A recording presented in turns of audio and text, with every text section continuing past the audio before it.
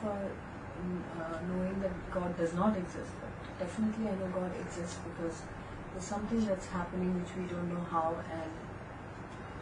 and the whole planet and everything that comes and that's created, you don't know the beginning of it, so there's something, there is a power, there's energy, so God exists, that's God. So there are some things that we cannot explain, something beyond our mind, beyond our intelligence, something very incredible which is existing around us, and because we cannot explain it, definitely there is some power behind it who is beyond our reasoning, beyond our mind, beyond our intelligence to understand, and that person is God, or that power is what we call or what we know as God. Anything else? Anything else? This question is not in your notes.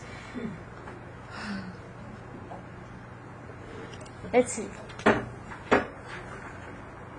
So the first part will be, why do people believe in God?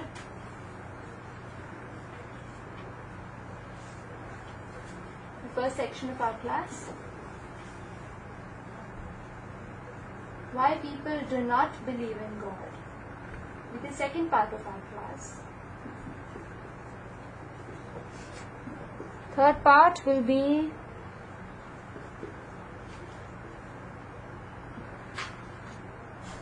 is there a clear-cut definition of God?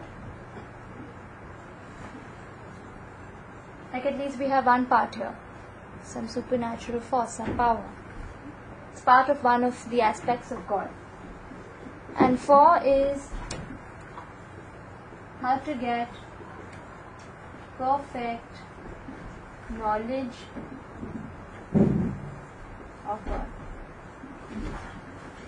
And today is the 7th of September.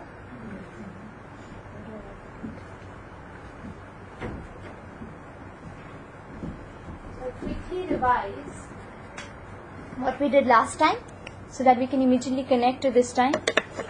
Right, so what we begun with, the last class, last Friday and last Wednesday for you two, and Puja is yet to come, I think. Puja Bajaj. Fine, so what time is it? 11:15, I think. No, Puja Manyar, there's another Puja Bajaj. Yeah, who joined us. Yeah, Puja Bajaj is yet to come. So 3, 4, 5, 6, 7, 8. There are 3 more yet to come. Another. Gunjan, yeah. Gunjan is back from Tirupati and he flew. Anyway, let's see. She said she'll come yesterday. Anyway, we'll start. I think it's 11:15. At least with a recap. So last class, what we began with how are we special as human beings? What makes us the superior species? So we saw some common things according to the shloka in Mahabharata. There was SEED, sleeping, eating, enjoyment, and defending, which makes us the same as animals. The common things with us and animals is sleeping, eating, ahara bhaya, ahara nidra bhaya, maitunamcha. That's sleeping, eating, enjoyment, and defending. And what makes us different is A, B, C, and D. Along with the reasoning, thinking power which the animals use only for seed, what is extra in human beings is A, that is ability for higher inquiry. B is the amount of bliss that humans can attain. C is for the choices. Please come. 100 years. We were just thinking about you. And D is determination. Right? The determination that humans can have and animals lack in these 4 aspects. If these things are there in a human being, he or she is a human being. And if they lack these A, B, C, D, or they're using it simply for seed, then that makes them sophisticated, well-dressed, 2-legged. Yeah, I hope good, then everyone remembers. So after how are we special, we saw a section where how the reasons or the ways that we search for happiness. Again, there are 2 kinds of happiness, temporary and permanent. Temporary happiness is when I solve my temporary problems. What are temporary problems? One man's food is another man's poison. That's temporary problem. The permanent problems of life begin with birth. And there's death, there's old age, there's disease, there's adhyatmic problems arising out of body and mind. Adhibhautic problems, miseries that other living entities give me. And last is Adidaivik, natural disturbances which are occurring all over the earth, all over the creation in fact. Right? So after these things we saw that if I want permanent happiness, I have to solve the permanent problems of my life. Right now we are making some effort in solving these permanent problems. And we are trying temporary solutions to these permanent problems. We are trying scientific advancement. We are trying some mental tricks. We are trying some superficial religion for these things. The fact is that these problems still exist. In fact, they are getting even worse. So the permanent solution to our permanent problems is our connection with God, because our sinful tendency to break God's laws is what is keeping us entangled in these sufferings. When we connect with God, Hare Krishna, when we connect with God, immediately it gives us a solution. We will be able to get permanent happiness. And where do we get it? Do we get it here? The last part of the class, last Friday and last Wednesday, was that we searching the right thing, permanent happiness, in the wrong place. When Krishna calls this place Dukhalaya and Ashashvatam, it simply shows this is an alaya, or this is a place where there is permanent misery. I'm calling it permanent because he uses the suffix of Ashashvatam. But eternally it's going to be so. So I'm searching for a rare diamond, it cannot be in the dustbin. I'm searching for permanent happiness, and Krishna says it is not here. It is in the kingdom of God. Now if it is in the kingdom of God, then does God exist is the next question. Does he exist? Right? Some people say that, it depends on faith. No one has seen God, no one has touched God, no one has really heard God, as so to say. There's no Hare Krishna, there's no proper proof for it. So how do I believe there is God? If it's a question of faith, some people say, it's just faith, I cannot explain it to anyone else. What my belief is or what faith I have in God cannot be explained to anyone else. So that means if there are faithless people all over the world, does God stop existing? It has to be independent, right? So I'll begin with a very strong stance here. From day 2 onwards, or from day 1 also, we're going to tell you that Bhagavad Gita is not only theory, it is a science. What is science? When a scientific thing comes to your head, then immediately a laboratory, an experiment, one aim, correct? A procedure, observation, correct? And after that there is conclusion. And we have some apparatus also.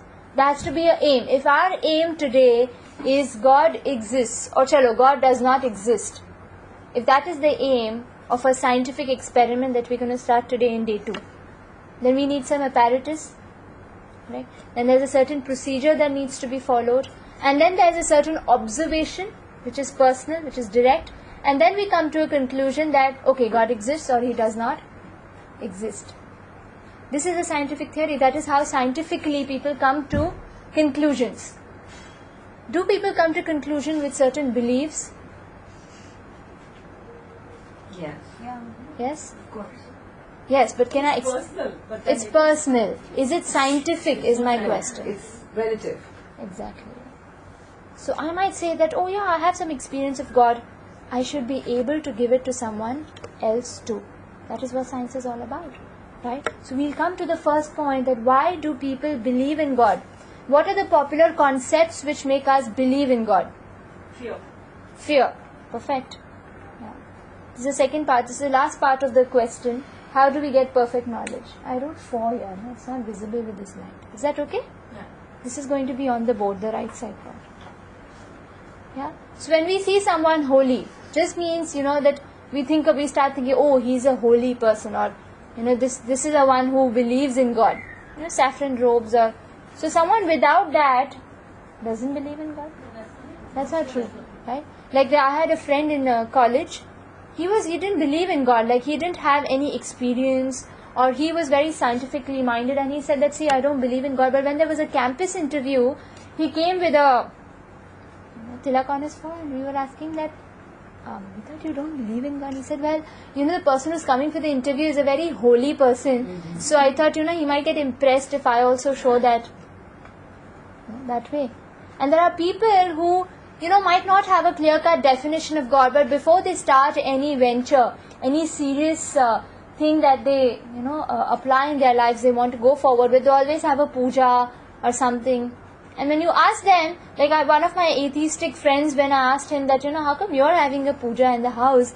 And he said, well, if there is someone up there, usko bhi thoda khush kar lete hain. So that he doesn't tang around in my, you understand, give me any stress. Let him also be satisfied. So the popular conceptions of why people believe in God is, we put it in an acronym called DUST.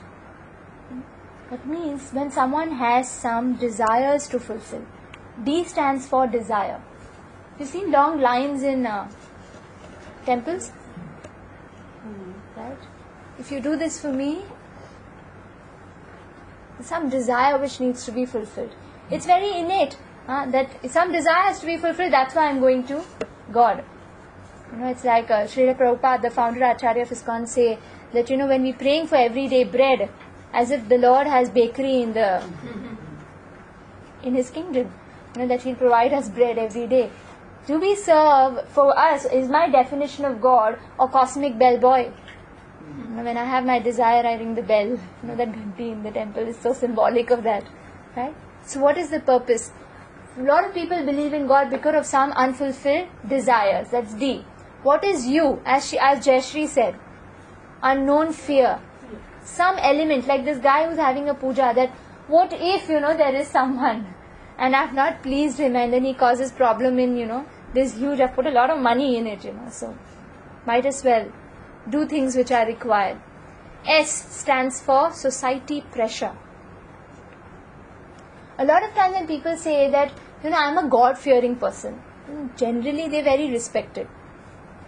And if I had a daughter and if I have to give them to a family, then if that family is a self-professed atheist, then people are not very keen to giving their daughters to that family, that they don't have a belief system, they don't have a cultural system in the family. So generally because of society pressure, often when I was doing my SSC examination, that time my mom was telling me, abhi to mandir jao. Just do something, it's a very important phase of your life. And I was thinking, what is it? Is it society pressure? What is T? T stands for traditions. From traditions, we've been born and brought up in a way that, there is someone and you have to worship, you have to do this in the morning. Is this our belief system which makes us believe in God? Often. Or, this is like the most, when you take like most common reasons why people believe in God. D stands for desires, unknown fear, society pressure, and traditions. These are the 4 major reasons why people believe in God. Right? So, how many of us believe that there is God? What are the reasons? That's dust, D-U-S-T. So, why do people not believe in God? We're done with the first section of our class. Now, next section is... No, I think it is there in Yeah, I think 1, 2, 3. We all got only first class notes. The others have it? No. Dust is not there. I've not written the acronym, but I think the rough question should be there. Under the question of why do people believe in God, you can put down D-U-S-T. I'll give you all the notes. D-U-S-T is not there, but the question of why do people believe in God is there. Okay, the first part. It's not there? No. Oh, it's not there. It's a little different. Yeah. It's a little different. Anyway. Can you all just write down point number 1, dust? Point number 2, why do people do not believe in God? Sorry. Number 1, no proof. Can you scientifically tell me which scientist has actually made a proper experiment as to, that's what the scientific, these scientists and all these technological background people or, these scholars, they always approach theists saying that what proof do you have that God exists? Well, our question to them is, what proof do you have to say that God doesn't exist? We have. Well, if you're so sure about it, we are sure that God exists. If you're so sure, and you are from a scientific background, why don't you present a theory or an experiment with aim, apparatus, and they are directly coming to a conclusion that God doesn't exist. So for the three reasons, the first reason is no proof of his existence. Well, we do have proof. According to Bhagavad Gita, we can present a proof with aim, apparatus, procedure, observation, and then you can come to a conclusion that yes, God exists. So we're going to have a theory as to why God does exist. So point number 1 is going to be solved in day 2 itself. If God doesn't exist, we do have a proof that he exists. And what is point number 2? Can you show me God? Yes, you can see God. So these 2 points are going to be done in day 2, that is today. And this point is, how can a God exist and allow so much suffering and sin? A lot of times people who come up with a lot of faith, come up with, regular tradition and everything, and then some experience in their life or some jolt in their life shakes their faith, breaks their faith. And at that time when they look up and they don't get any help, they start questioning, they start thinking that maybe there is no one up there. So why do people do not believe in God, or how can... These are the 3 reasons, out of which first 2 we'll be doing in this class when we do a definition of God. What is the proof? The proof is see Lord. It's an acronym for the proof that we're going to come later. How can you show me God? How can we see? Seeing is believing. We'll be able to see God. So these 2 points are what we're going to do in this class, and the third point is connected to day 5. So we'll come back to this proof of existing, or why sufferings are allowed by God exactly in day 5 when we do the karma, why do good things happen to bad people, because there are some concepts we need to understand before we come to this, solving this question or this particular belief of someone, a particular point of why they don't believe in God. So the first 2 is what we're going to do today. Can you show me God, or what proof is there? So we come to the point, do we have proof of existence of God? Then we do a clear-cut definition of God. Now why am I doing a definition of God? So that tomorrow if someone comes up and stands up, or even me, sometimes if I stand up and say that I am God, I should fit into that description, into that definition. Correct? Otherwise you can beat me up.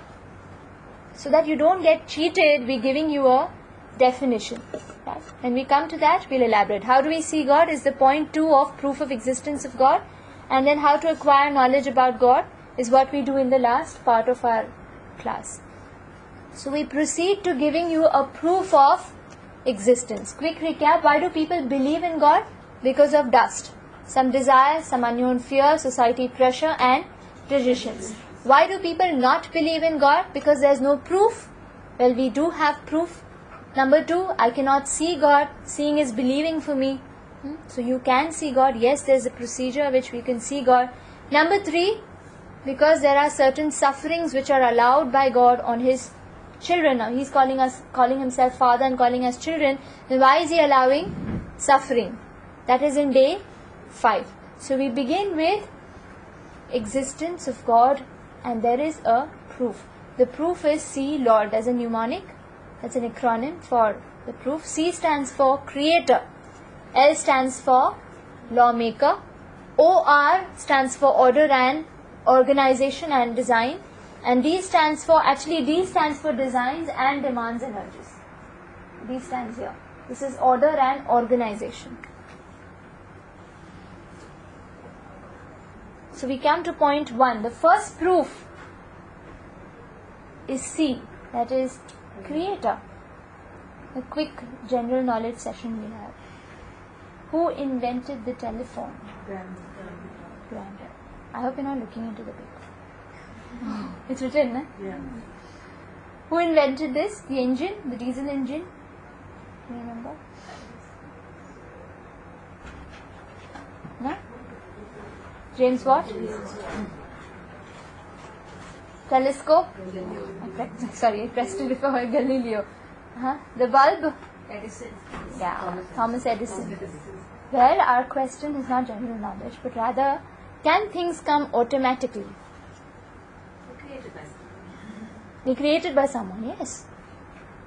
Well, Isaac Newton, he was a famous scientist after the law of gravitation. He's the one who not created, rather found out or laid down the law of gravitation. He had an atheistic friend who said that, well, God doesn't exist. I can't believe it. No.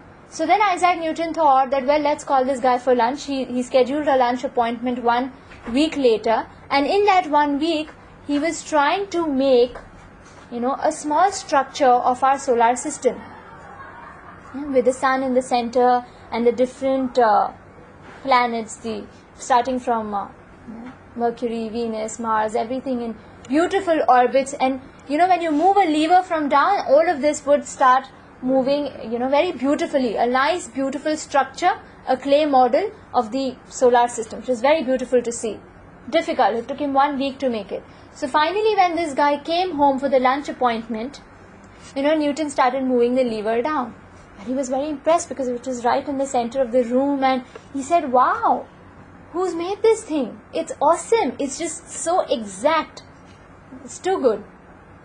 Isaac Newton said, well, one day I just came into my laboratory. I switched on the light. At that time there was a bang in the cupboard and things started flying out.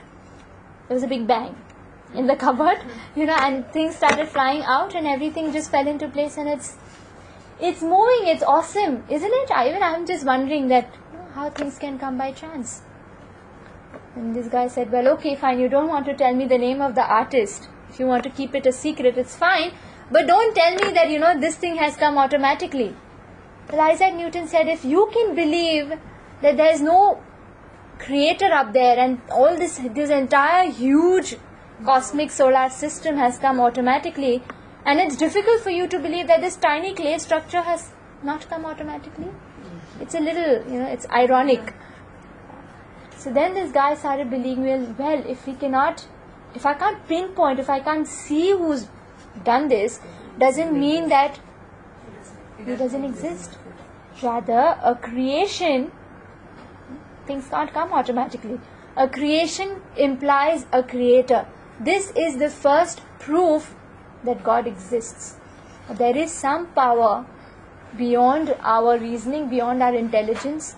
What can we create? We can create just some planes which are floating, and that too when the fuel is, down, it has to again come down.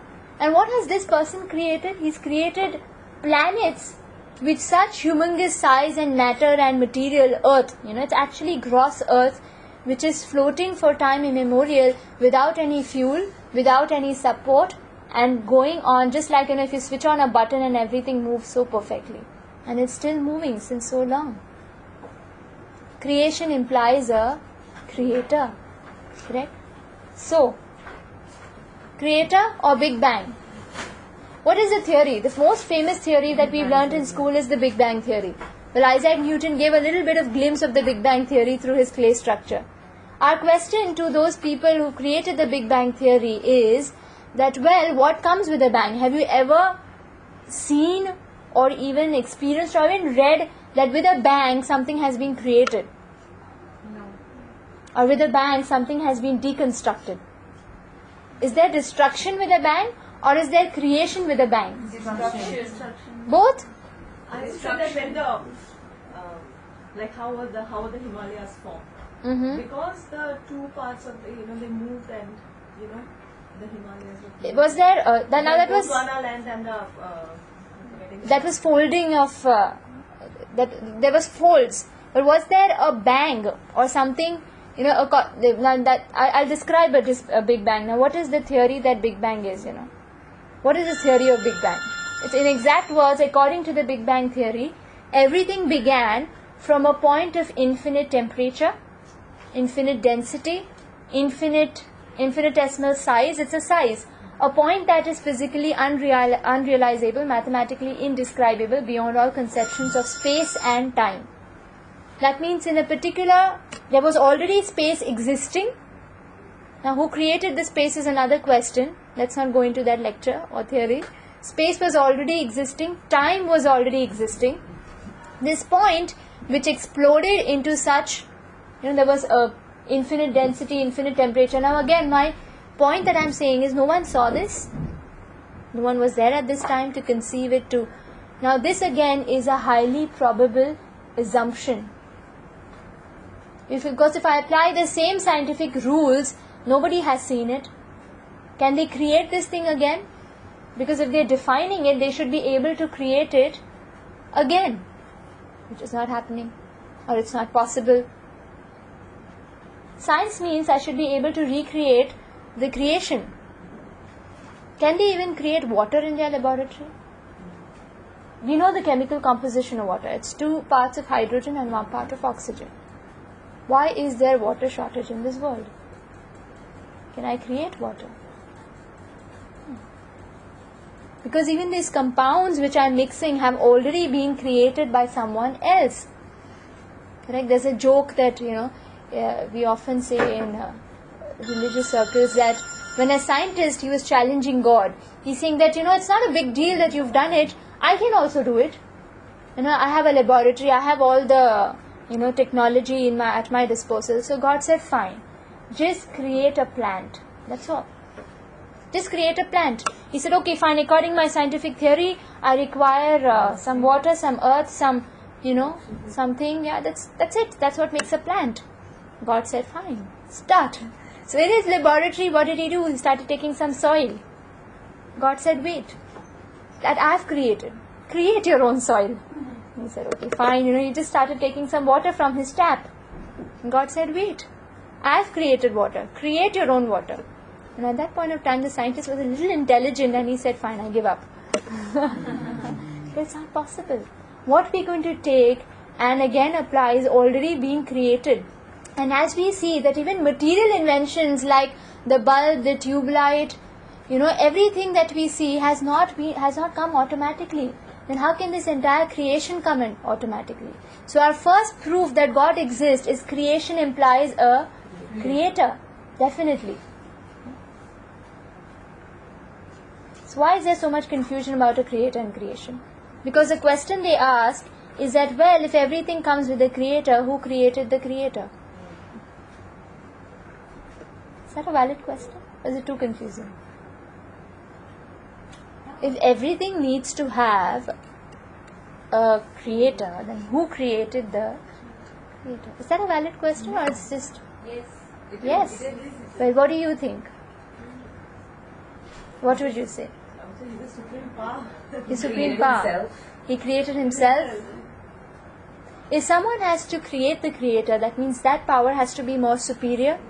Correct? Right now, it's a little technical. Just tell me if you cannot get it. It's just at least what they're talking about Big Bang right now. They're talking about some space. They're talking about some time element here. Is that right? That means this space and time also has to be created by the creator. Is that okay? I'll give you a simpler example. For example, a video game. Everyone at some point of time must have played at least some game, at least a mobile game. When you begin a game, it starts, there are some preliminary stages, there are, secondary stages, and finally you end the game and you come back. And then you start another game. Is the player inside the game? No. He is outside. He is the one who starts it and ends it. And again starts it and ends it. This creation has a beginning and an end. Now, of course, scientifically also it's proved that this creation has lived a particular lifespan, and then it's got its, everything has its diminishing thing. Even matter, every type of matter has its lifespan, and it's going to come to an end too. Correct? So this creator who's playing this video game is beginning it and he's ending it. So if we think that by any methods we're going to find this creator inside this creation, it's sort of a technically error. It's a technical error to even think that I'll find this creator within his creation, because just like in a video game, he's standing outside this material time and this material space. And in day 5, what we're going to introduce to you something called eternal time. Do you understand what's eternal or shashwat? That means never ending. Do you have any experience of something which is never ending in this world? Anyone who has a scientific thinking pattern might be able to think of it. Is there something? Air, Oxygen? No oxygen. No, I mean time. Time? Is it eternal? It passes, it changes. 8th standard textbook. Water? Water can be processed, can be finished. Air? Thoughts? Space. Space? Space and time. Space and time. Gravity, potential to Energy. Exactly. You know what energy is? Can you start energy? Can you finish energy? No, it just changes its Yeah. 8th standard textbook, I think it is there, that energy cannot be created, it cannot be destroyed, it can only be transformed from one form to another. So can you imagine about the creator who's created this energy? Will he have a beginning and an end? He's simply creating and diminishing and then again starting another creation. So number 1, the first point is creation implies a creator, and a creator does not require a created. Okay? What's proof number 2? Tell me if it's getting boring and too technical. Huh? Is it boring? No. Sure. Even in a classroom, when the teacher is there, there's some order. The minute she's out, there's chaos. Right? So, if there's order and perfect design in this creation, there was a great personality who passed away, I think last year, Steve Jobs. Yeah. What does he speak about the human DNA system or the gene structure? Anyone? Any clue? He spoke about it in the MIT. He said that even if I pull in, Apple products are supposed to be like the most superior products in case of technology in the entire planet, if I'm not wrong. That's right. He's got the best engineers under him. He says that if I pull in all the engineers that I have, they cannot create one gene structure, even one. There are so many thousands of genes in one human body. Yeah? I cannot create even a tiny single gene structure. It is so complicated. And people can have the audacity to say that, it's come by chance. It's just some survival of the fittest. And can things be created like that? You just see as something as beautiful as a rose. If you go to, if you go to some occasions and they give you a nakli rose, which apparently is created, that fragrance is, it's not going to die, But then what happens? The fragrance is not there. So can someone create that fragrance? Someone can, the soil doesn't have the fragrance that the rose has. But apparently it's taking everything, and then, from that same soil there is a flower called a rose. There's the same flower, there's a carnation. From the same soil there's something else. Yeah? So creation implies a creator. And number 2, the second thing is there are certain laws which are being followed in this world. Imagine, like, even if you're driving a car, is there some law for it? Unfortunately there is. We sometimes have to pay fines also. Yeah?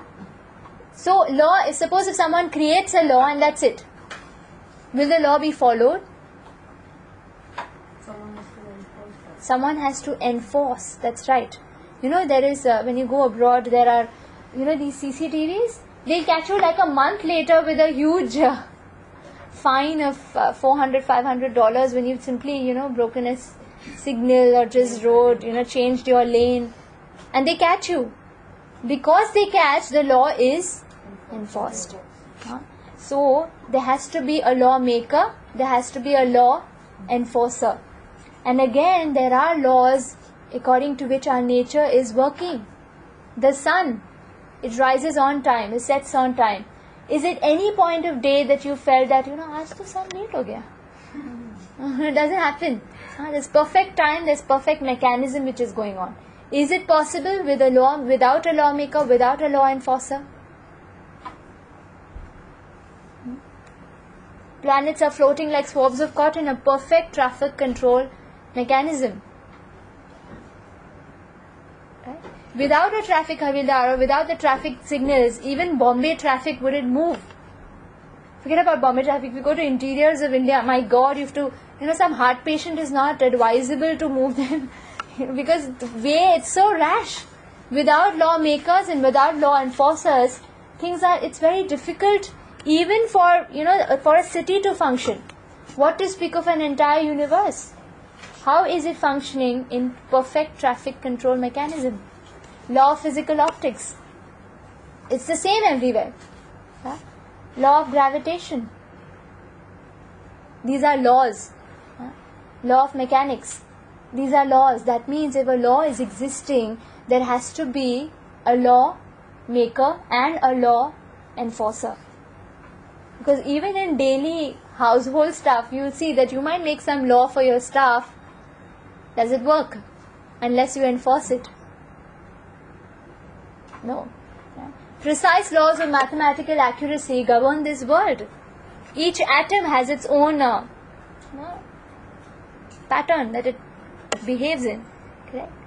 So our second proof that God exists is there has to be a lawmaker and a law enforcer if laws in this world exist. Correct? The first proof is creation implies a creator. Laws imply a lawmaker and law enforcer. The third proof that God exists is order and organization. How do I understand that? What order is there in this world? Species created according to their habitat. Isn't it? Let's take the Darwin's theory here. What does he say? Does anyone know the Darwin's theory? Survival of the fittest? What does he say? He says, well, there was some kind of species when they realized that, the weather, the climate, and then they themselves modulated their genes and have grown to another species, superior species. If it's evolution means a cycle, so why has it stopped now? Because each species has reached its hilt. Well, if it's evolution, it has to go on. Evolution means a cycle which doesn't stop. How does it stop? You think it is stopped? Has it stopped? No, I don't. Are monkeys still becoming human beings? Not that way, but there are subtle changes which are happening here, like in the size of the brain, the size of the organs and everything. There And are some new subtle changes species have been also found. New species have been found? Like some new fish. Recently I heard that a completely new fish was found. Is there proof that these have been actually self-modified? Or have they found the same species in somewhere else? Our question answer. Why did I start with a giraffe? Because the reason that Charles Darwin says that giraffes have come is because first the creation was, after there was evolution and there were short-necked animals. And that's what he said. It began with, and because the trees, they realized that there are many, then the animals themselves thought that this is his theory. It's not proved yet. Still, his theory is still very not, it is 100% not sure. Because Yeah, because you keep on, like suppose you keep on stretching your hands, it's not as in that after generations, your hand is going Long to go hair. longer. Yeah. Exactly. So his theories have got so many flaws because it's not scientific. Science means proof. Was his theory have anyone been able to actually find fossils of, he said that there were short-necked animals and then there were animals which had medium neck. No fossils have been found of medium-necked animals, and then he said that's how a giraffe came up. Well, a giraffe has heart which weighs 11 kgs, 2 feet long, one-way check valve, spongy tissue, which is exactly apt for his surroundings that he lives. They're tall trees, and it helps him. What about this hummingbird? You must have seen a hummingbird. It's tiny. very tiny. It weighs 3 grams. Yeah, and it flaps its wings. The flap of its wings in 1 second is 75 times. Can it be self-modulated? Is my question. Can it be just come by chance with some chemical combination? Or does this show a proper intelligence? When you have to apply your mind to something, even if you have to create something, say even if you give a child some toy to play with, they have these blocks. Even if they create like a rough type of a car or a tractor or something, and we appreciate that so much, thinking that this person has used his intelligence in creating this toy train. And we think that all these things have come by itself. What is more foolish? To believe that there is some intelligence which is beyond my limited intelligence, or to believe that nahi, ye sab khud se aaya hai. So, according to its habitat, he has to drink some, the nectar which is there in a flower. So he has a perfect straw-like beak which helps him to do that. His body weight is so less, it allows him to flap so many times and hover around, so that it can take its nutrition till that time. Perfect habitat, perfect creation. A camel, a classic case of perfect habitat. A desert, he's got transparent eyelids, so even if there's a sandstorm or breeze, he can still move on, he can still see. Can live for water without water for 8 days because it stores everything in its hump. Can drink 130 liters at a time. Can we do that? Yeah. It's so much. And then long legs, so even if it sinks in the sand, it's still fine. He can move on. Everything's come by chance. Yeah. So the third proof of God is the humongous amount of intelligence in order and organization. And the last one is demands. What are a few things, what are the urges that we feel? If you see everyone, yes, hunger, hunger. The thirst or the hunger that we feel, has it been provided by nature? When we feel thirsty, it's a natural urge. Every living entity feels thirst. Even plants feel thirst, so they have their roots which can take out water from the nature. So what I'm trying to say is the natural urges have been already provided for. For example, hunger, for example, thirst, and also worship. It's a natural urge. Everyone has some ideal in their life. Somebody might be worshipping sports stars or something. Everyone has a tendency to look up to something or to take shelter. Is this a natural urge? Even the tribals who are not educated, when there is there's some lightning or some storm, they immediately try and bow down because it's a natural urge. And God exists. And that's why all living entities have this natural urge. That's the fourth proof that God does exist. Number one, creation implies a creator. Who created the creator? It doesn't need to be created. Number two, laws imply a lawmaker. Number three, there is order and there is design, perfect mechanism, perfect control. D is demands and urges. Yeah? So after this proof of existence of God, what is the second point that we had? Can we see God? No? Is there some way? If there is scientific reason of how I can see God, there has to be a certain procedure to see Him. We've already seen that He doesn't exist within this space and time. So there has to be some other apparatus to see Him. Before we see Him, I will go into definition of God. Because anyone and anybody today, there's a whole market of gods. No? Am I lying? Yeah. There's a whole market. How do I really know that this person is God? So if I have to see God, first of all I have to define what is God. How do I understand? What is the definition of God? Some people say God is light. He's just some light, divine light, bright light. Some people say God is nature. Some people say God is dead. There was a German philosopher, Nietzsche, who said that God is dead. And when he died, all the priests in the church said, Nietzsche is dead. Finally. Actually, they have a function theory saying that, He created everything, he switched the button on and now he is dead, but everything is going on. So we see, because we are defining God. Some will say, you are God. Right now you are just covered. Tomorrow when you unleash your original potency, you will find out that you are God. Some people have some idea of some Devi. And the same person thinks of something else with that name. How do we define God? Quickly, I'll just add a little bit here. Definition of God is... I'm just rearranging this a little bit. Spice. Just rearrange. There's one point missing in this. I is missing. Supreme source. That is right. Supreme proprietor.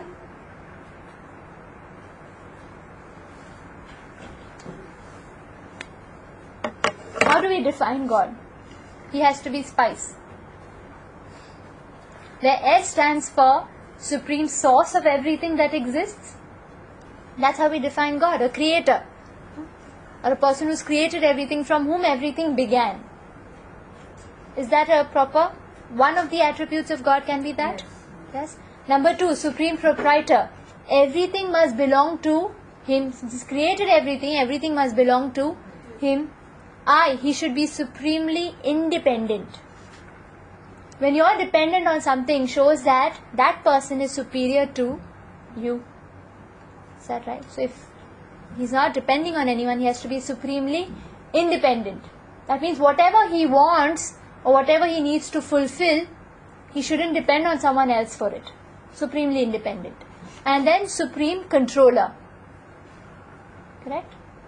And the last is supreme enjoyer. That means even his enjoyment should not depend on anyone else. Do we fit into any of these categories? So at least we can be God is out. Minimum, can we start with this point at least? Now let's see what is supreme source, proprietor, supremely independent, controller, enjoyer. After I get this definition, then if someone comes and tells me I am God, at least I can ask him these 5 questions. Are you the supreme source? Are you the supreme proprietor, controller, independent and enjoyer? Is that fair enough? How do I know what is supreme source? He should be our supreme father. Now in this family picture you can see there's a child's father, father's father, the grandfather and then the great grandfather. All 5 generations are here. So when we go backward like that, it has to stop at a particular point. Who is the supreme source, supreme father, from whom everything began. Correct? Generations began.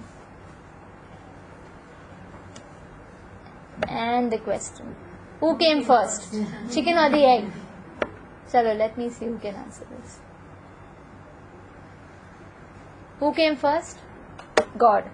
Nice answer. Next, who came first? Chicken or the egg? Come on. I know, if you say egg, I'll say, well, how can it come without a chicken? And if you say chicken, I can say how it... Well, the thing is, God came first and He created both. Because they, each other, are not the source of each other. Who is the source? The supreme creator, the supreme source is the creator. He is the one who can bring both together and then set forth the chain. That's what even this means. It's not that, someone has come without someone. It has to begin at a certain point. Finally, we have an answer. Both. Okay? Supreme source. Supreme proprietor. Why do we have this? Now, there was a beggar who went into this household, and of course he just rang the doorbell and he was begging alms, and the daughter-in-law of the household, she opened the door and she was a little irritated and she said, oh God, you're wasting my time, just get out. And she slammed the door on his face. He was used to this, so he was just moving out. When he was coming out, the mother-in-law was watching all this because she was coming, and then she said that, oh, you didn't get anything? And he said, well, your daughter-in-law, she slammed the door. Really? She did that? Okay, you come with me. Okay, so then she rang the doorbell, and as usual the daughter-in-law opened the door, and this time she saw the beggar with the Sasuma. So what happened? She went in, she looked at the daughter-in-law, she looked at the beggar, and she said, get out. And she closed the door again. And the beggar was completely clueless. He said, this is exactly what she did. What was new? Why did she get me all the way back? And he rang the doorbell again because he was really irritated with this behavior. And he said, kindly explain, why did you do this? And the mother-in-law said, well, the proprietor of the house is me, not her. So I have the authority to ask you to get out, not her. That's a joke. Yeah. So now what is the point here? Well, before the mother-in-law, who was the proprietor? Her mother-in-law. Her mother-in-law. So where does it end really? When Akbar became too proud that this is I'm the king and everyone, I'm maintaining everyone and I'm this and I'm that. The Birbal thought to teach him a lesson, because pride comes before fall. So he thought that I should teach my master a lesson. So Birbal dressed up like a beggar and he just lied down on the beautiful Palatian grounds. Imagine a beautiful garden and then there's a beggar in between. Absolutely shabby. And someone, Akbar was taking his regular stroll and he was like, who is this guy? Why didn't you all just chuck him out? Well, Birbal said, who are you to chuck me out? And Akbar said, well, I'm so and so. So, they had these long names. The Shahanshah Akbar. He said, okay, so this house belongs to you? He said, yes. He said, aapke pehle kaun tha? He said, well, my father, so and I don't remember the name, but so and so, Shahanshah, something. He said, very nice. So it seems like, usse pehle kaun tha? Usse pehle kaun tha? And when Akbar was pretty good in his lineage structure, but after a certain point of time he couldn't. And he said, wait a minute, what's your point? He said, well, I'm just trying to prove to you that this place doesn't belong to you. It's simply a dharmshala where people are coming, staying for some time, and then do they pack it up with them and leave? No, then who is the supreme proprietor is my question. If God is there, He's the source of everything, He has to be owning everything. Correct? And we have simply taken a quota of our land or whatever that we have. And then we move on. Can we carry? I wish, but at least the solitaires. It doesn't work like that. So if someone says I am God, he has to be the supreme proprietor, supreme source, supreme proprietor. And then supremely independent. That means he doesn't depend on anyone else for anything. And controller. Now here the structure is of a hotel. The hotel owner is there and then all the employees are there who are getting their regular salary. Now depending on the hotel owner's his intelligence and his new techniques, he makes more money, and that's how the salaried employees are getting there. So here the hotel owner is like the proprietor, the independent enjoyer, whereas all the others are dependent. Why do I call them dependent? Because they can be chucked out. You cannot chuck out the owner, but you can chuck out the dependents. So they're like the owner, like the hotel owner, that God or someone who says he is God should be independent, not depending on anyone else. The last is supreme enjoyer, supreme controller. Again Akbar Birbal. Akbar, at one point of time, again when he became proud, Birbal started glorifying him in this sabha. He started saying, oh my God, Akbar, you are so great. Shahanshah Akbar, you can do this, you are that. And after a point of time, when he went on and on, he said, you are so great that you are even greater than God. And Akbar said, I think, you're just kind of crossing your limit right now. How can you say that? And Birbal said, well, you can do something which even God cannot do. He said, really? I never knew about that. What is that? He said, well, you can throw someone out of your kingdom. God can't even do that. Because wherever he throws that person, it's going to be his kingdom. The supreme controller. I remember there was this one funny fellow who came to the temple. And there was this usual art. In Sunday, we have a Sunday feast where there are a lot of people coming. And there are question answer sessions, and there's a speaker who's often a sannyasi or a monk or a grihastha, but a regular practitioner of Krishna consciousness. And when that person was speaking, this guy stands up and he says, well, you know what? I am God. You should know this before. So the speaker was, all of us were like so astounded. He said, my God, this person actually has the audacity to do that. And he was convinced, totally convinced. Nahi hu. I am the supreme source, proprietor, supremely independent. I am the enjoyer, I am the controller.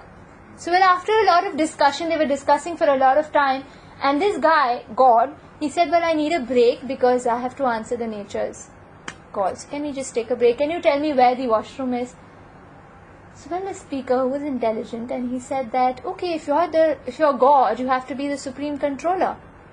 You can't even control this tiny urge that you have in your body. I'm sure you can do that. Let's carry on our discussion. After some point of time, this guy got a little restless. He said, I can control it right now, but I think after some time it's going to get uncontrollable. So then that means this urge is more stronger than you. And by definition, God has to be the supreme, most Plus independent. Yeah, independent. He has to be the controller. He has to be everything. So, do you deny the definition now, or let's change the definition, or are you ready to agree that you're not God? And that guy was so desperate till that time. He said, "Okay, fine, I'm not God. And just tell me where the washroom is." So the thing is, are we controllers? There are certain functions that our body is supposed to do. Even in scientific terms, there are two types of functions. There are voluntary functions and involuntary functions. What are voluntary functions? The movement of our hand, basically, which is under our control. Basically, what is under our control? The eyelids, the way I can bat it, and my hand movements, what I can speak, my throat is under my control. And 80% of our body functions with involuntary controls. Can you say what that is? When we sleep, our heartbeat, our digestion system, our blood circulation, all these which are so essential, are involuntary functions that even we cannot control. Pregnancy, I think, is the biggest. Exactly, when you can really realize how grow in your system. How does it happen? It's a miracle. Really. When you're carrying a child and when it's moving inside, it's just amazing. A pregnant lady will never say that God doesn't exist.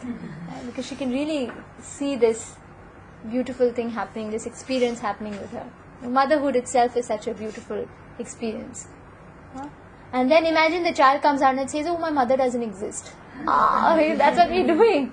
Correct? God doesn't exist. And this is the definition. If someone is God, all the functions in his body should be voluntary, correct? And he can control other things also. Not only his functions, but other things also. So that is the definition of God. Supreme source, supreme proprietor, supremely independent, supreme controller, and supreme enjoyer. This is the definition of God. Now after the definition, if I have to see God, how does that work? There are two ways to see God. By cause and effect. We can perceive Him by cause and effect. We'll come to what is cause and effect theory. Means when you see an effect, you can understand the underlying cause behind it. That's cause and effect theory. And number two, by service. You can see God. Number one, all these equipments are moving. I can assume that there's electricity. Is it going to be a right assumption? Yes. The minute the things go off, means something's wrong with the electricity. So when all this, when we take our children for puppet shows, we can understand that these puppets are not moving by themselves. There is some invisible strings with an invisible hand, which is not visible to me. To this naked eyes, it's behind the curtain. It's behind or beyond this time and space. And that's why we cannot see God with these eyes. But of course, it's possible. By what? By perception. When we see these beautiful creation around us, I understand that God exists. And how do I see with these eyes? Is it possible? Yes, it is possible. The Gita says it is possible. By service. Can I get audience of Obama? This is Kennedy, right? Should I put Obama right now? How do I get the audience of Obama? By doing something extraordinary? Because legally, if I have to go through that channel, it's going to take I don't know how many years. But if I do something extraordinary, maybe He wants to see me. Yeah? So by service, by extraordinary service, it is possible to see God. Okay. And then again, I'll re-emphasize the point that to see God, there is something called an aim, if I have to see God, and there's something called, I'll require some apparatus. Is that right?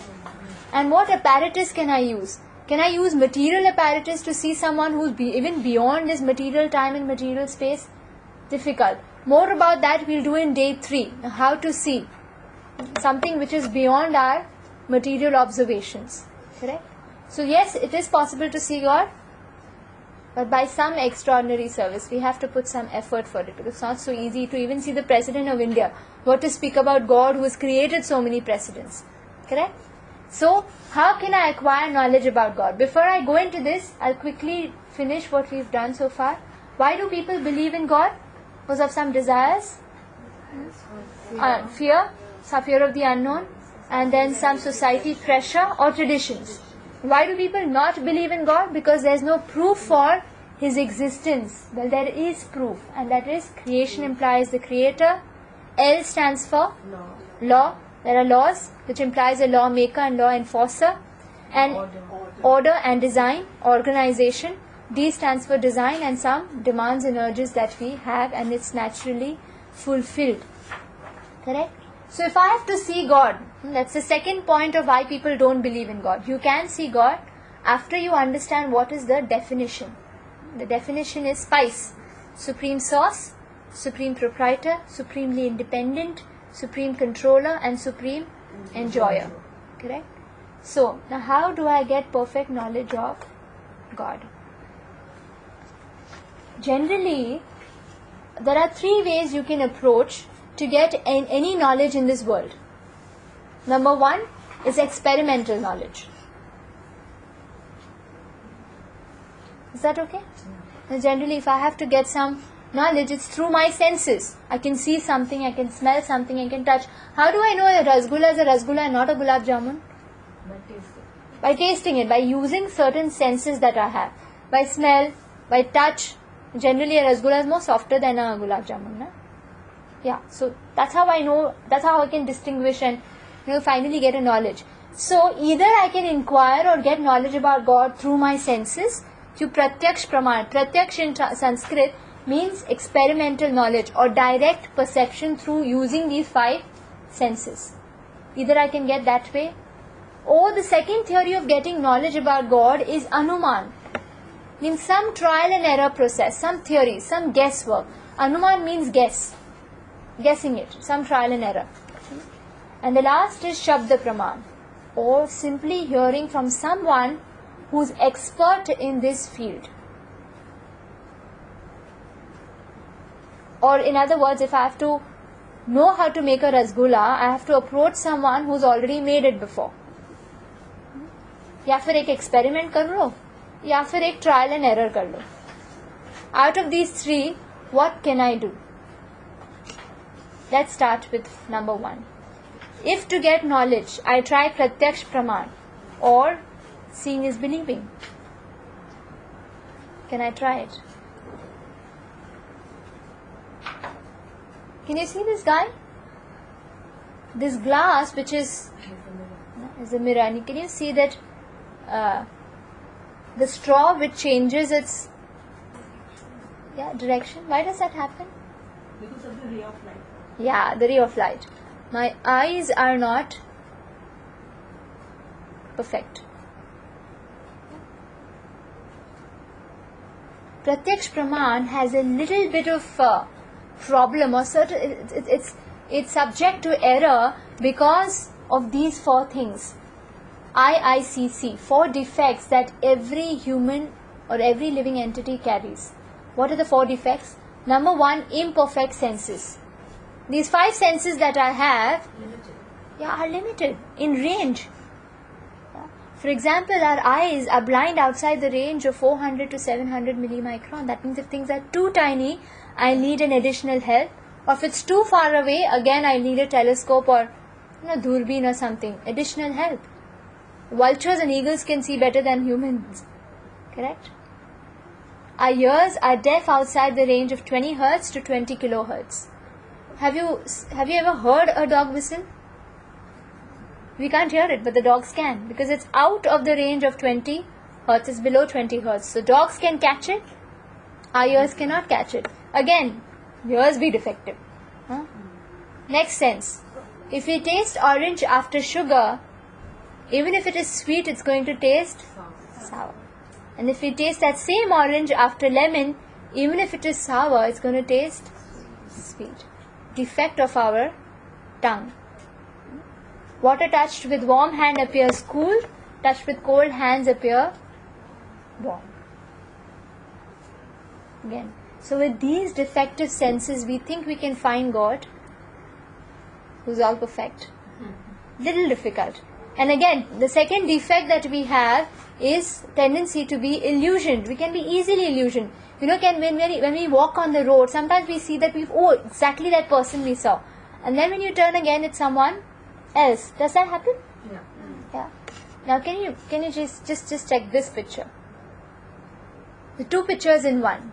Can you make out? Yeah, you can see a man playing guitar. Old man and old woman. Old man and old woman is the first thing which comes to your light. And then the second thing is someone's got something on his head. There's someone with a guitar. Someone coming out of the ears. It's actually a door. It's tendency to be illusioned. This is also, I think this is quite a famous picture. A lady looking that side or an old lady with her head down? Can you make out? No. And I can't make out the head down. Yeah, I can see the lady looking that side. Yeah. This is her chin. She's looking that side. Yeah. This is and then this could be the nose. Oh, yeah. Yeah? No? Meloni? Difficult? Can you make out? Little I bit? see the other one. I can see the lady on this side. Ha. One young and one old. Really? One is young, one is old. Old lady, look. Where is the old one? She's looking down. This is her nose, this is her lips, this is her chin. Yeah. Oh yeah. Do you see that? Yeah. That's tendency to be illusion. And this is not moving actually.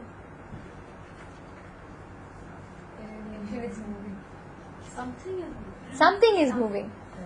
Actually, this it's a PPT. These things can't move. If you try to connect on one dot, you can see others are moving. If you see everything by itself, it won't move. Still moves. It's tendency to be illusion. Can you see this? Is it because of the color? It's because of defective eyes. This is tendency to be illusion. Just try to look at that point and move your head, towards it and backwards.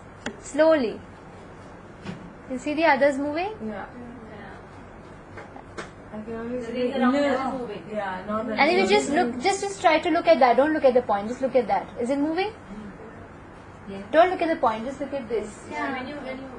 When you look at this, It doesn't move. it doesn't move. When you look at the point and move front and backwards, one this side and one anti-clock. These three guys are of the same height.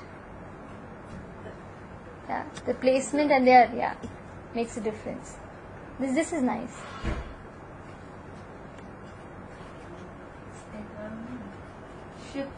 Yeah. They're actually a fleet. It looks like a bridge. Correct? It's nice. That's the second defect, that we have a tendency to be illusioned. It can be possible that someone can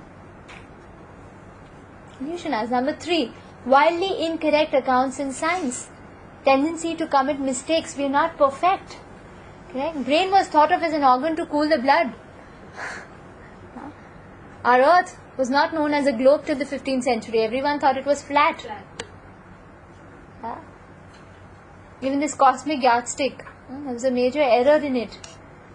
Pituitary or master glands were considered a vestige or useless tissue in body.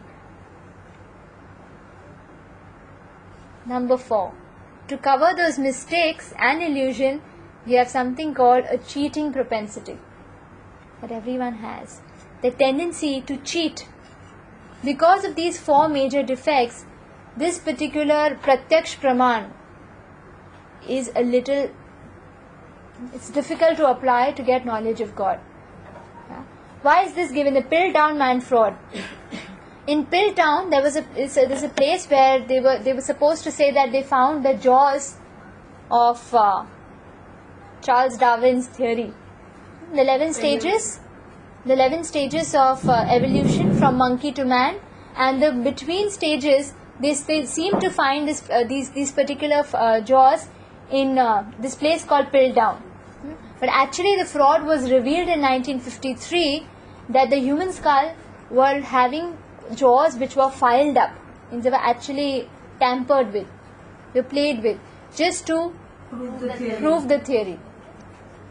So that's a cheating propensity to hide a mistake. Correct? So pratyaksh praman, experimental knowledge, is a little off the radar right now because of 4 defects. Because of 4 defects that we have in our system, our senses are imperfect. The 5 senses that becomes the very source of our knowledge are imperfect. There's a tendency to be illusion. Number 3, we can make mistakes. And number 4, there's cheating propensity that people involve in. To depend on people and their senses to find God for us is a little defect, it's a little short. Anuman praman, or theories. The second way of gaining knowledge. Again, this is Charles Darwin. His theory is full of, it may have been like that, or perhaps it was like that. After discovering the evolution, he had 2 options. Either to credit it to Big Bang or to credit it to some super intelligence. What did he do? He credited it to Big Bang or some... Well, he also doesn't have how the creation started. He just says how it starts from this planet. But can you have facts or knowledge based on someone's anuman, based on someone's theory, which is not proved? Some trial or error. For example, the 6 blind men who were blind by birth, they wanted to see what an elephant is all about. So what happened when they found an elephant? All of them attacked it. So one said that, oh, it looks like a snake because holding the trunk. Another guy said, no, it's like a rope because he was holding the tail. Another guy said, no, it's like a wall because he was holding the body of the elephant. The other person said, no, it's like a tree trunk because he was holding the legs. Somebody said it's like a fan. Somebody said it's like an arrow because it was the tongue and the ears of the elephant. If someone with eyes had to take these 6 blind men around the elephant, explain each and everything. So finally our conclusion is, Anuman, does it work? These are the list of the age of the rock and strata in years. How do you find out what fossil belongs, how many years old is it? It's because of some carbon testing. In each rock there's some element of carbon. What is the standard for carbon testing? Every country has a different standard. This is science. Yeah. So and actually the basic thing is because of it started from Harappa and Mohenjo-daro. They actually count that as a standard. Harappa and Mohenjo-daro civilization, it was a very good civilization, and somebody made a theory that this particular civilization belongs so many years old. So any rock strata that I find below the Mohenjo-daro civilization was on, according to that standard I'm calculating. But if we ask questions on how did they come to this particular figure, no one knows. So this is the problem. Human beings and monkeys simultaneously existed millions of years ago, and they still do today. Yeah? Evolution means the past species has to get extinct, yeah? Which is not. The first stage is still alive, and the last stage is, at least my grandparents were not monkey, I'm sure about that. Yeah, they were humans, right? So Anuman Praman also, till the time it's not proved, to believe in a theory or to believe in someone's fantasy It sounds like a fairy tale, na? It's a Big Bang and all really sounds like a fairy tale because you really can't pinpoint on something. So finally, PAS, P stands for Pratyaksh Praman, A stands for Anuman, S stands for Shabda Praman. What is Shabda? Words. Or I hear from an authority. If I have to learn engineering, why do I go to a college? Why do I need to go to a college? I can get the books home. I can just do some trial and error and learn engineering. Civil engineering. If I have to build a bridge, with some trial and error, with whatever knowledge of these senses, क्या होगा? Make use of others' experience. Someone who's already an expert on that topic. I have to approach that person.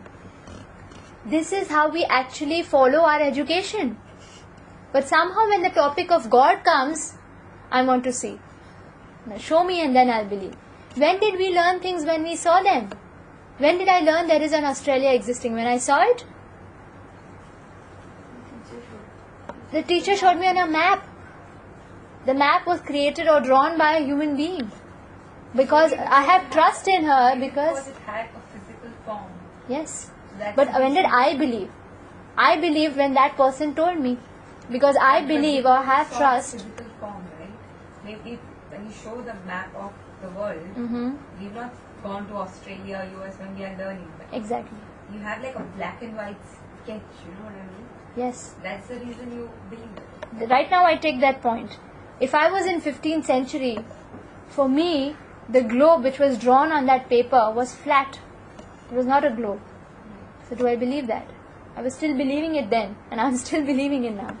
Now, of course, we had better technology where satellites have gone up and taken, photographs. When Robert Copernicus had to prove that this Earth is not flat, it is round, he had such a difficult time.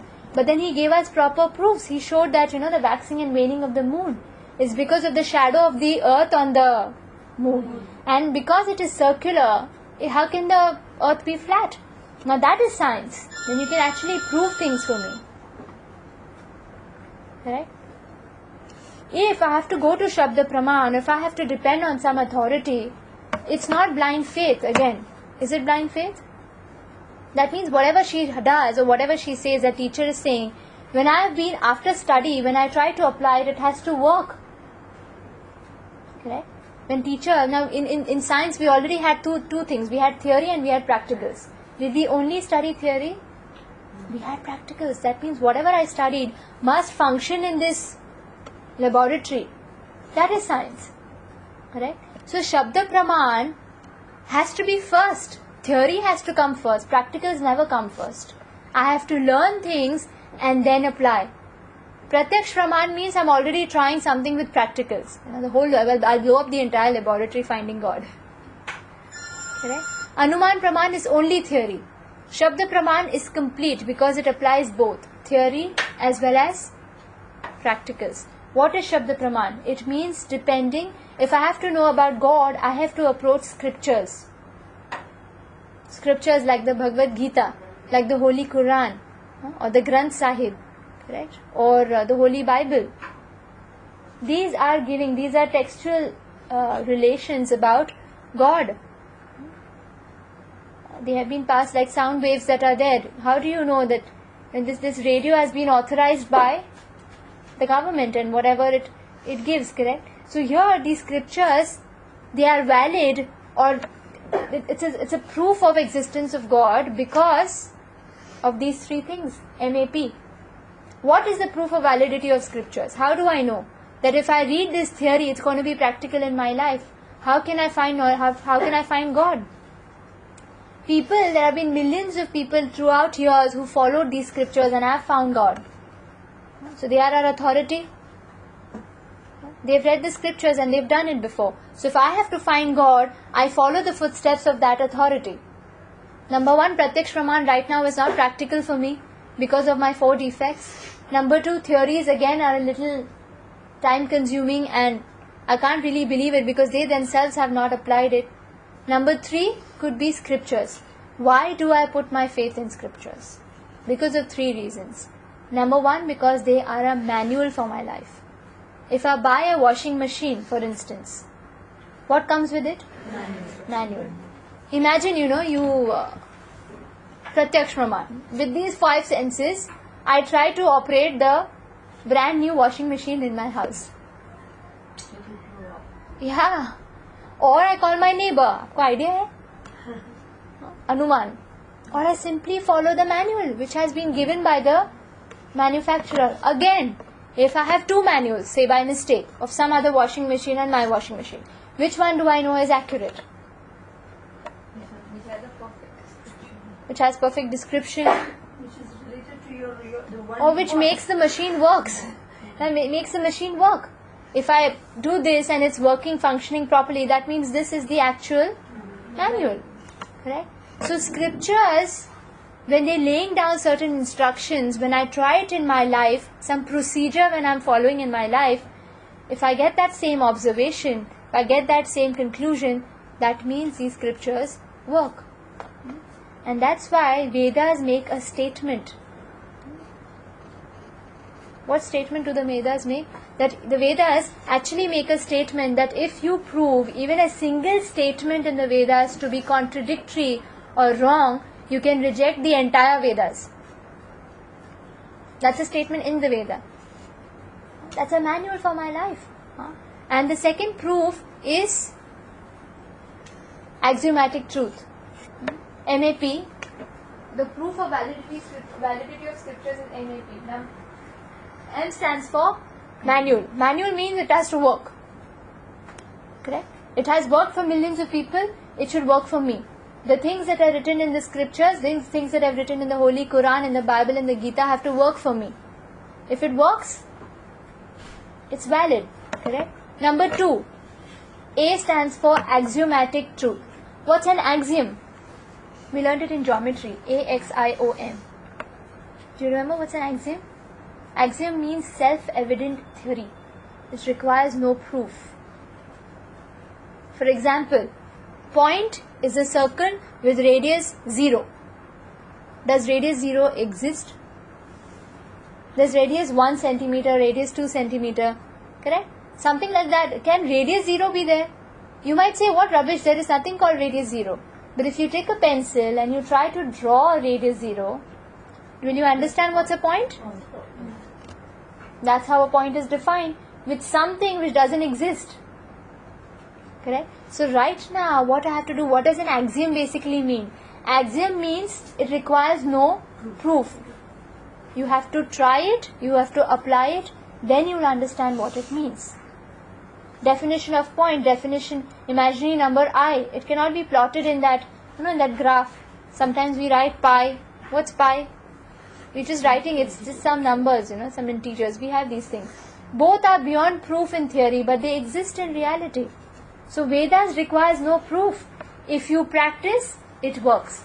If there's some pudding in your kitchen, I can only think, ye kaise taste karta hoga? How is this? If I eat it, I'll know. Proof of the pudding is in the eating. Correct? So Vedas, they are a manual. When you try it, it has to work. Vedas are a body of complete and perfect knowledge about God. The Vedic challenge is if any part of the Veda is proved wrong, incomplete or contradictory, then one can reject the entire body of Vedic knowledge. Can anyone give you that challenge? Or even Darwin could give his challenge. That anyone who, tries to prove, and if it's wrong, they can put aside my entire theory. The Vedas are also written by somebody, right? Yeah, we'll find out about that. Vedic knowledge never changes. Is that fine?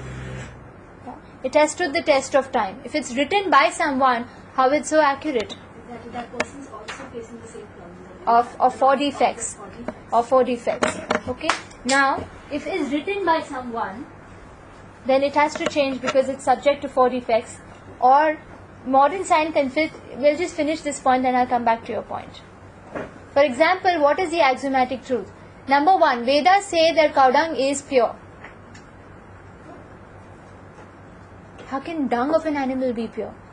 That seems like a very abstract thing to say. Because it has got curative properties. Yeah, it's proved to have antiseptic properties. That's why people put it on their walls. Would anyone put anyone's dung on the wall? That's human excreta, anything, it's obnoxious. But cow dung does have some anti-repellent and antiseptic properties, which is proved already. So at least this statement of Vedas is proved. In Vedas, geography is called as Bhugol Shastra. Bhu is the earth planet. Gol means Round. that means this person already knew that Bhugol is the earth. When does the manual come? When the manual, the washing machine is with me, is when I sit and write down the manual? No, when it's created. When it's created. So Vedas are actually, that's what the statement in the Vedas is, that it comes from the dawn of creation. It was written down only because of lack of memory of the future generation. We are talking about Ved Vyas or Vyasdev or Vaisakhi, there are 2-3 names for that personality. He started writing down the Vedas because he realized that the future generations will have a problem with memory. As time passes, the generations will have a lack of memory. Imagine we used to have diaries earlier. Why does one need to have a diary when he is not able to remember a lot of things? In earlier times, he used to remember numbers like this. Why do you need extra support? Is it scientific advancement or a sign of human deterioration? Deterioration, isn't it? Earlier people would walk miles and miles and miles. We've heard about excursions where do we have that ability now? No. If you see Akbar, his the armor, the steel armor that he would wear for wars is still there in the Delhi Museum. Do you know how many people it takes to pick it up? 10. When Prithviraj Kapoor, he tried to wear it for that movie, Mughal-e-Azam. He sat down and he is a big burly man. He sat down, he couldn't stand up. And this guy, Akbar, he would wear it in wars. Because even the size, the nutrition, the quality of food, the quality of weather, the quality of memory, mental ability is degrading as time is passing. You can check it. Check the health of your grandparents and check our health. It's degrading as time passes. So even Ved Vyas, he knew this is going to happen. So that's the time he penned it down. That's not scientifically, people have proved that that's the origin of Vedas. But the Vedas themselves says that this is not the origin. Manual comes from the Creator. It comes when the time the creation is set forth. And at that time it was given orally because people could recollect it. In chapter 4 of Bhagavad Gita it is said, what is that? Imam vivasvate yogam proktavanati. No, that is 9.2 I think. 4.2, what is that shloka? Can't remember. Manasve Prabhu. Anyway, the meaning is that Krishna gave it to Sun God gave it to his son Ikshvaku gave it to his son Manu. That means they would hear it once and they would immediately remember it. That is called Shrutidhar, hearing and you can hold it. Yeah. And then it was passed down in disciplic succession. The need to write down came when there was degradation in human memory. But that doesn't mean that the Vedas were written down by someone. Manual is not written by us who are using it. It's written by the Creator. So right from the dawn of creation is when it begins. Otherwise, how could Vedas, know that the earth is round? Isn't that? I mean, that's a valid fact. At least Vedas is not changing the way after 15th century suddenly the earth was round. Was it like that? It was always like that. It was simply proved later on. But Vedas have already stood the test of time. Whatever they have said is always been accurate. Just that the statements seem like axioms, but when you apply it in your life, it works. Okay? So proof number 1 of validity of scriptures is that it's a manual. You have to try it. Every word, every statement seems like an axiom. When you try it, it works. What is the third validity of scriptures? Even this particular point, plants have life. Just some time back, it was proved by Bose. The Bose laboratories. It was this scientist, I can't remember his complete name. B-O-S-E, Bose. He was a Bengali fellow. So Indian scientist who proved that plants have life. He took these plants, he immersed it into acid, nitric acid. And what happened was plants actually started moving, and he wrote a theory where plants do have life. They breathe, they synthesize their food, they create offsprings. That's a sign of life. But plants have life has been written in the Vedas since a long time. And embryology. Science is still working on human embryology, but the amazing facts in this, even the second canto of Srimad Bhagavatam has about embryology. What the child in the womb of a mother feels. Feelings is something which is absolutely out of, science. Correct? What it feels, what it goes through, what are the stages of development, everything is given in the Vedas. Correct? It's given in the Vedas? It's given in the Vedas. Human embryology is a science part of... But then they are in which language? They are in Sanskrit? They're in Sanskrit. But then who knows how to decipher that? There was someone called Shushruta. He was very good in human embryology. In fact, he was a first surgeon, embryology surgeon in past eras. He studied based on Ayurveda. But then why isn't, if everything is written, why hasn't Sanskrit become a common language, and why we are finding it very difficult to understand the Vedas? This basically started after the Mughal era. Not Mughal era, but British era. When it was a systematic thing done by the Britishers to put the Vedas behind, because they wanted to dominate over India. India was a very rich country. It is not what it was now. It was much more prosperous, and they thought that if we have to tap on this, we have to break the Vedic knowledge first, because people were very independent. Back in even till 1700s, 1800s, people were based. India was a completely agrarian country, so they couldn't dominate over us because we were not depending on them for anything. Agrarian is you depend on God, your quality of the fertility of your soil, the rainfall, the climate, everything depends on nature.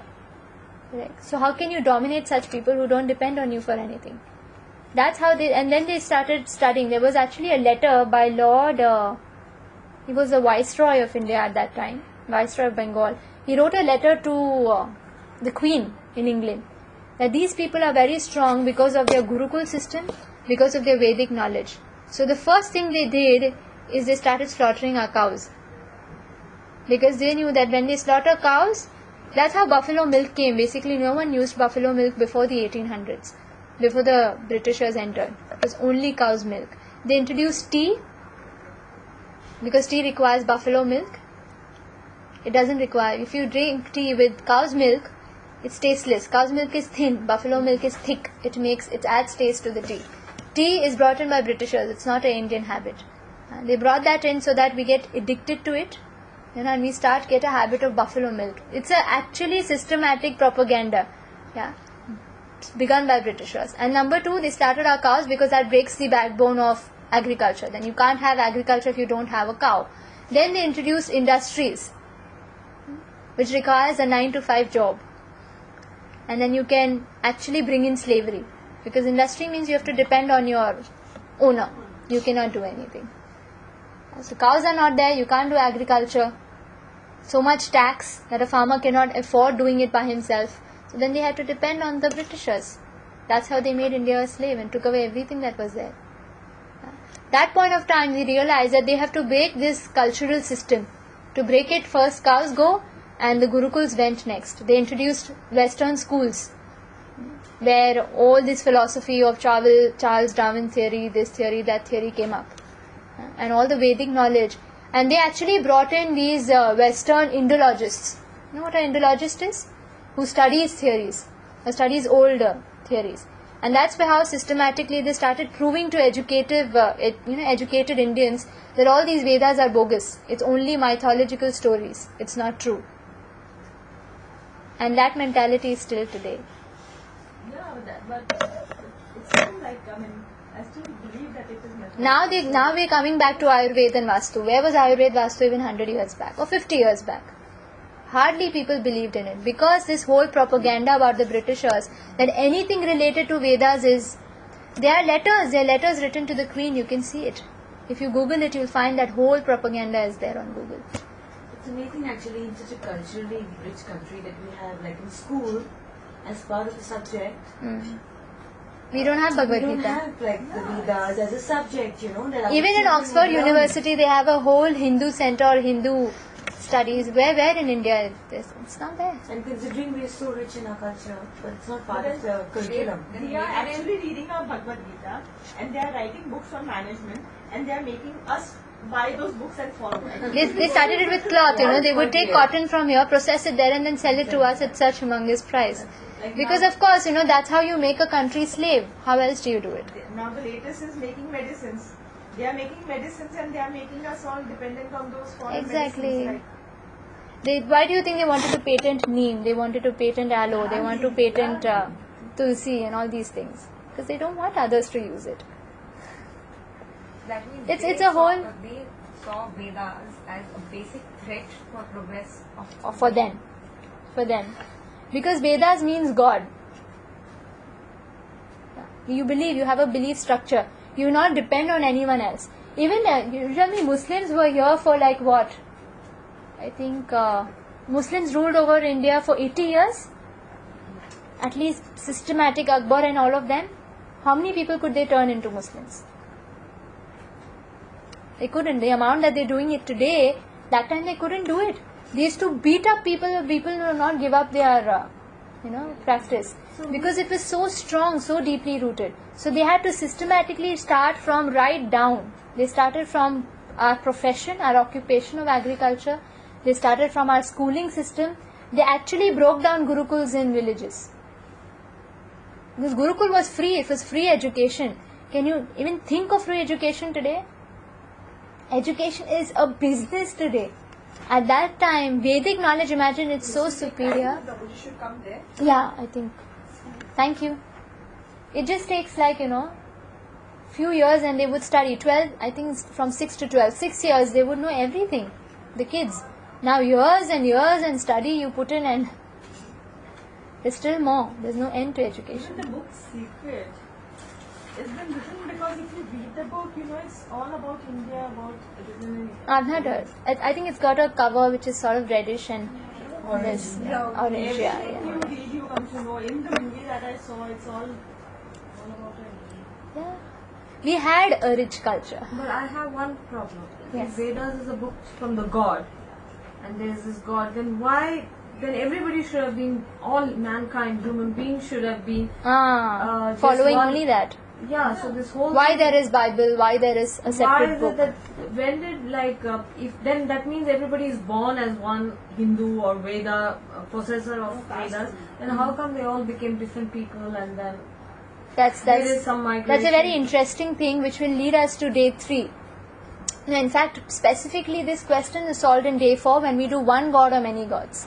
But that comes that you can say like Jesus Christ, that few years of Jesus Christ which are not mentioned here come to India to get Yeah. the knowledge. There's a And book. He followed a Christian. Actually, he said he was following Krishna and he said Yeah. I went to Krishna, became Christian. Christ, yeah. Christ, Krishna. Yeah, we'll come to that when we do day 4. Because right now my basic knowledge for that or basic logic after that, there is no separate sun for the Muslims or separate sun for the Hindus. There's one sun, but there has to be one God. Then why different names? We'll do that in day 4. Because there's a logic behind it. But what she's saying that about the Vedas, like The Vedas were not given to everyone. yeah, like Because see, number one, we have to understand that maths is one subject. Maths is one subject. It's algebra, geometry. It's one subject. Why do we have different textbooks for a first standard and a 10th standard child? levels, right? Levels. That means the first standard child, what he's learning is wrong, or is it stupid, or is it less? It's the base. And what a 10th standard child is learning is because he's already passed through base of first standard, second, and then you come to 10th. Right.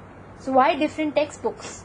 Why Quran? Why this? Maybe it's certain aspects of God given in different according to the audience. Basically Jesus Christ had only 3 years to preach. Only 3 years he preached. Prophet Muhammad preached only couple of years because then he was caught. Jesus Christ what was he was giving such important knowledge, but what was done to him? He was crucified. And what about Krishna when he was in? How long was he? He was here for about just 200 years. It seems a long time, but compared to the years and years gone by, it's a very short span. What did he give? He just gave one Bhagavad Gita, but that has humongous knowledge, of course. We'll be doing that. When we come to that, we'll do it in day 4, because before that there's one concept that we need to understand. Then we can go to the next. Yeah, axiomatic truth. Is that clear? Yeah. Theory, the atomic theory. This also is there in the Vedas. Yeah? Whereas only till the 19th and the 20th century, we're still working on, the breakup of the atoms. Modern man is turning to yoga, meditation, vastu, astronomy, astrology, metallurgy, all from our scriptures, all from the Vedas. So basically what I'm trying to say is that the Vedas were right 5,000 years ago, 10,000 years ago, and even today, in the 21st century. Whereas scientific theories are changing. And the last one is astonishing predictions, that is P. Validity of scriptures is M, manual, A, axiomatic truth, last is prediction. This is the last part, it will take only 2 minutes. What are predictions? Which is already written, and then it happened in the future, and it was very accurate. The avatars of the Lord, or personalities who were born after apparent writing of the Vedas, Lord Chaitanya, Lord Buddha, is already given in Srimad Bhagavatam, 2nd canto, 1st canto, chapter 3. The name of his parents, the place of his birth, his activities are already written down. And we know this Buddha, and it's absolutely accurate. Chanakya was already predicted. King Ashoka was already predicted. The name of their parents, their activities, everything. Jesus Christ was predicted in Bhavishya Puran. What are his activities? The name of his, his activities and place of his birth, name of his parents. These would be the avatars? Sorry? These would be the avatars of They are personalities. Right now I won't go to the technical words. Predicted as in? Yeah. Their names are already there in the Vedas. And they would be coming. That they will come and they will put forth a certain theory about God. Yeah, Jesus Christ, Bhavishya Puran. It calls Yesu. Yesu. The word is Yesu. It's Jesus later on. We call them Yesu, but actually certain his J is actually Y in it's like that. So it's Atharva. It's actually there in Atharva Veda, chapter Skanda 20th, Shukta's verse 127. His name is there. Not only his, but even Prophet Muhammad is there in Bhavishya Puran. It's very amazing that these predictions are... So what I'm trying to say, that these scriptures are valid, because even the predictions have been absolutely accurate. Yeah? So can we at least have some preliminary faith in Shabda Praman? Then they can give us knowledge about God. And I come back to point 1. It's a manual. It has to work for you. Yeah? So manual, axiomatic truth, and predictions is the way I can acquire knowledge about God. And now, because I have a clear-cut definition, anyone cannot cheat me, or even I am standing here and I cannot cheat you saying that, okay, this person or this particular personality is God. Now you know the definition. So tomorrow, even if I tell you that just because you're coming to ISKCON, don't take it from me that Krishna is the Supreme Personality of Godhead. He has to fit into that definition or category of God according to the scriptures of Shabda Praman. Now we know why Shabda Praman, because Pratyaksha is a little spaced out. Yeah, even Anuman Praman can be a little difficult. Shabda Praman means it has to be both theory versus practical. Is that fine? Yeah. Now we know who is God. He has to be supreme source, proprietor, independent, controller, and enjoyer. Right? And when we have a clear-cut definition, it becomes easy to get knowledge. So right now, from day 3 onwards, we're going to get more knowledge from the scriptures about my identity. How am I connected